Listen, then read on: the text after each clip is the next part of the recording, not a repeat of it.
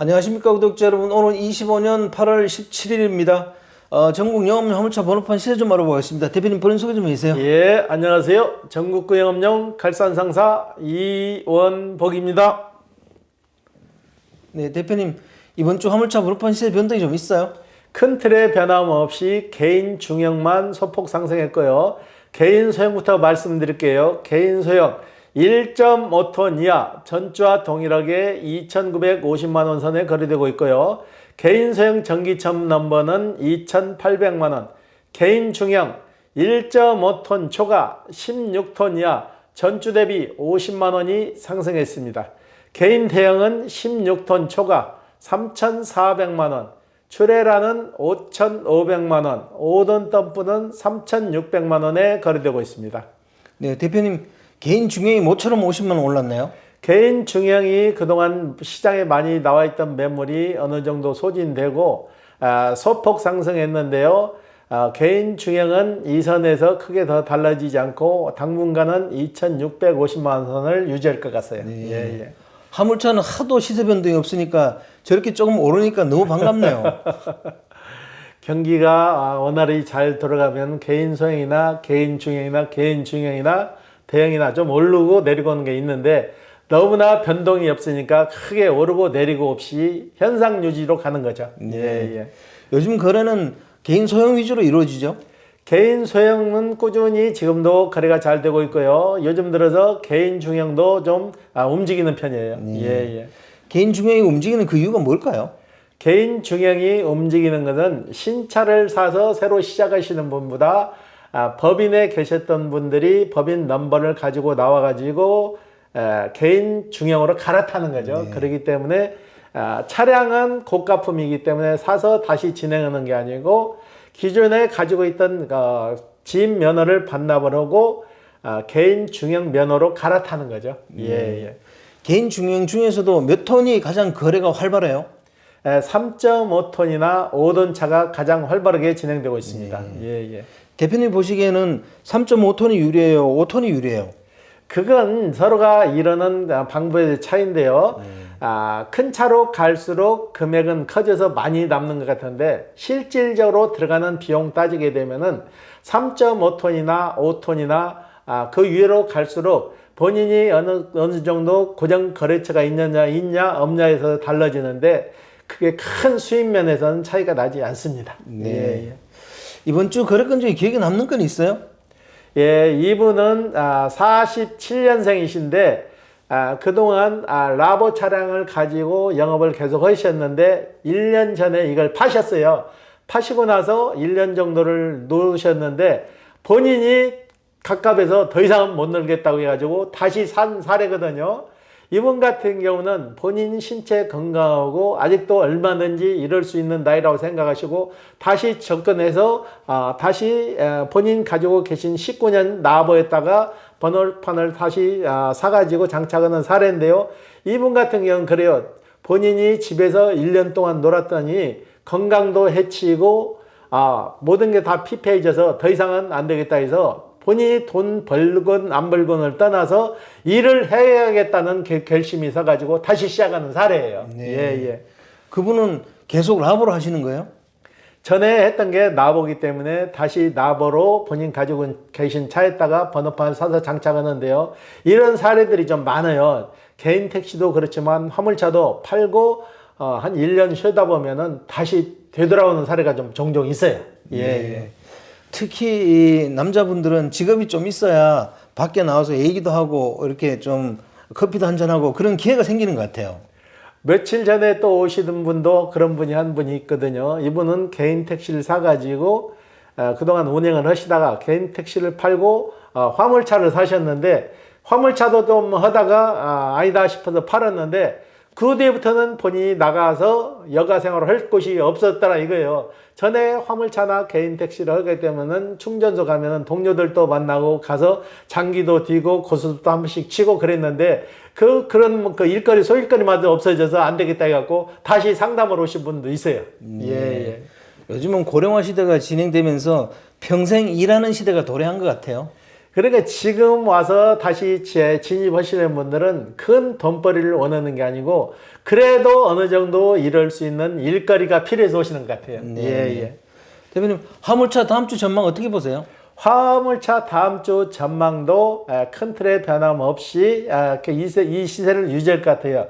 개인 소형이 약간 빠질 것도 같아요. 네. 예, 예. 시세 변화가 10만 원이라도 좀 있어야 저희들이 할 얘기가 있는데 너무 변화가 없으니까 저희들이 좀 난감해요. 예, 예. 경기가 이러다 보니까 큰 틀의 변함이 없는 거죠. 네, 네. 예. 대표님, 오늘은 화물차 관련 뭐 그런 용어에 대해서 한번 인터뷰를 하겠습니다. 용어가 헷갈려가지고 차 구입하는 과정에서 실수가 일어나는 경우가 좀 있죠. 그러면요. 탑차고 윙바디도 네. 구별 못 해가지고 오셔가지고 잘못 사가지고 다시 그걸 팔고 가시는 사례도 좀 있어요. 예, 예. 먼저 대표님, 윙바디하고 탑차 여기에 대해서 설명 좀 해주세요. 예. 탑차 같은 경우는 주로 택배 하시는 분들이 많이 사용하고 사각된 틀에 짜여진 차량을 탑차라고 하고죠. 공간이 막혀 있고 양문이 있어가지고 양쪽에서 물건을 싣고 내릴 수 있는데 단점은 지게차로 상하차를 못 오고 호이스트 짐도 실 수 없고 오로지 수작업으로 싣고 내려야 되는 게 탑차죠. 주로 택배에서 많이 사용하는 거고 윙바디 같은 경우는 선진 물류 시스템으로 해가지고 윙이란 거는 날개잖아요. 3면이 다 개방이 되는 거죠. 양쪽 문이 다 자동으로 올리고 뒷문까지 다 가병돼서 지게차로 상하차를 할 수 있고 비 올 때 걱정이 없는 거죠. 윙을 내리고 올리고 하면서 이러기가 좀 편리한 시스템이고 윙바디는 거의 선진국 시스템으로 보면 되는 거죠. 네. 예, 예. 대표님, 우리가 카고 많이 얘기하잖아요. 그 카고의 구조하고 용도에 대해서 설명 좀 부탁드릴게요.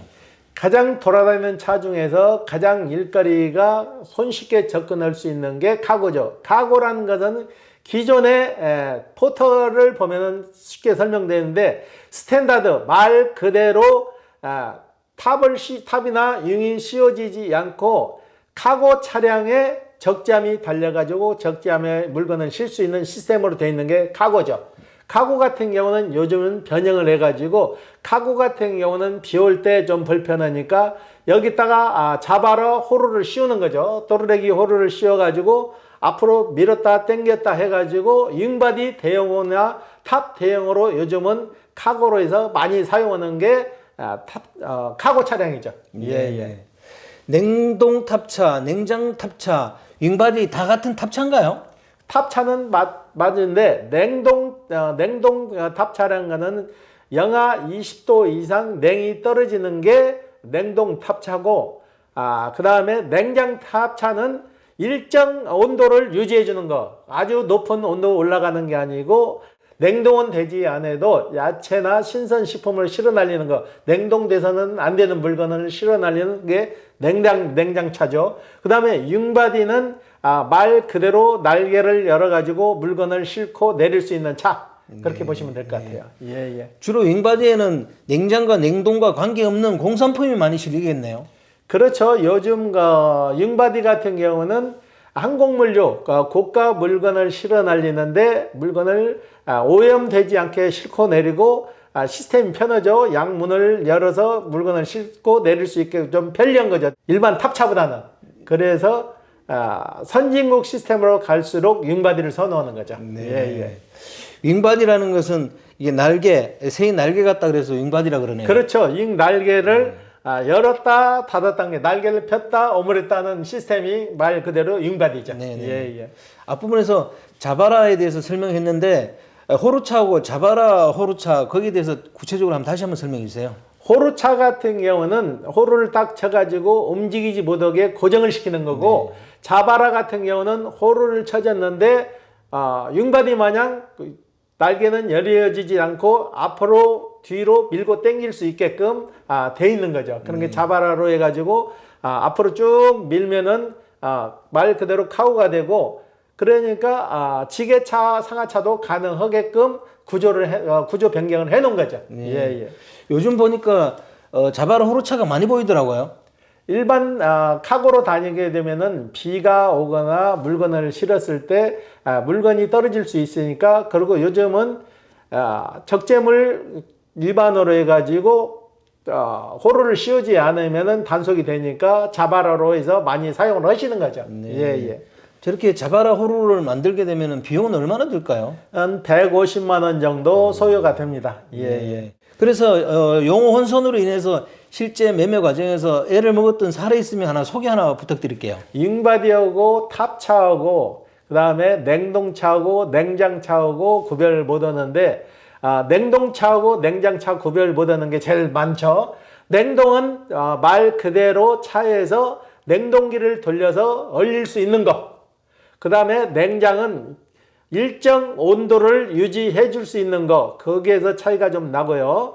그다음에 일반 탑차하고 잉바디는 탑차는 고정이 되어 있는 거. 일정 박스가 돼 가지고 고정이 돼 있는 게 탑차 개념으로 보시면 되고, 잉바디는 3면이 개방될 수 있는 거. 그 정도로 보시면 될 것 같아요. 네. 예, 예. 외부에서 볼 때 냉동 탑차하고 냉장 탑차 구분이 돼요?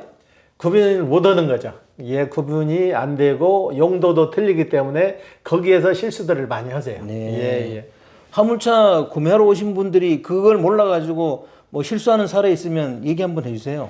냉동차를 구매해야 되는데 냉장차를 구매해 가지고 가셔가지고 다시 밖으로 오는 사례가 종종 있어요. 냉동식품과 냉장식품 구별을만 하게 되면 그런 실수는 없을 거예요. 네. 그래서 그 잘못돼 가지고 오시는 사례가 종종 있습니다. 예, 예. 마지막으로 대표님, 용어 쭉 얘기했는데 그래도 이제 화물차 처음 시작하는 분들한테 추천하는 차 그거 한번 말씀해 주세요. 화물차를 처음에 시작하시는 분들은 윙바디도 아니고 그 다음에 탑차도 아니고 용도에 맞는 거 제일 전천으로 쓸 수 있는 건 카고 차량에다가 도르래기 호루를 단 차량이 요즘은 제일 많이 나가고 많이 찾습니다. 네. 예, 예. 1톤 카고 트럭에 자바라 호루를 단 차가 많이 나간다 이런 얘기죠. 예, 그렇죠. 예, 예. 오늘 인터뷰 감사드립니다. 예. 네, 구독자 여러분, 오늘은 25년 8월 17일입니다. 개인 중형이 한 50만 원 정도 올랐네요. 그 외에는 변동이 없습니다. 저희들이 항상 시세 방송을 하지만은 화물차는 너무 시세가 오르고 내리는 변동폭이 없으니까 저희들이 좀 난감할 때가 많았습니다. 그 정도로 이제 화물차 경기가 안 좋으니까 아마 시세 변동이 없는 것 같고요. 그리고 화물차 구입할 때 외관은 다 비슷비슷해 보이지만 실제 기능이나 구조가 다르니까 그 자기 구입하려는 차에 적합한 그런 그 용어를 사용해 가지고 구매 과정에서 실수가 일어나지 않도록 하는 게 좋겠습니다. 자, 호화제는 다음 주에 또 다른 주제로 구독자 여러분 찾아뵙겠습니다. 안녕히 계십시오. 호호화제였습니다.